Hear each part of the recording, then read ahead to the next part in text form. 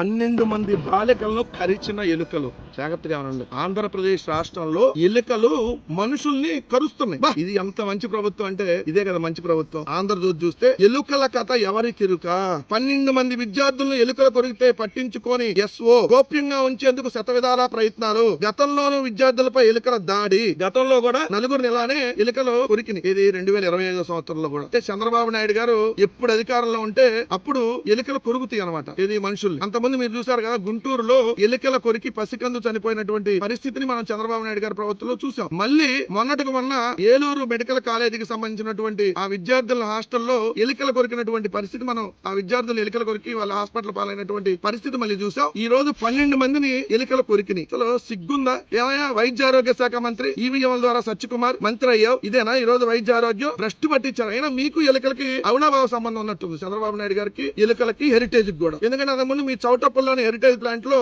ఏదైతే ఆ ప్లాంట్ లో ఎలుక చచ్చిపోతే అలానే ఆ పాలను సప్లై చేశారు. జనాలు ఎలా చచ్చిపోతే ఇంట్లో అని చెప్పి, ఏదైతే చౌటప్పల హెరిటేజ్ ప్లాంట్ లో ఆ ట్యాంకర్ లో ఎలుక చనిపోతే, ఇప్పుడు కూడా అంతకుముందు కూడా ఎలుకల కొరికి పసికని చనిపోయినటువంటి పరిస్థితి. ఇప్పుడు ఎలుకల కొరికి ఏదైతే హాస్పిటల్ పాలవుతున్నటువంటి పరిస్థితి.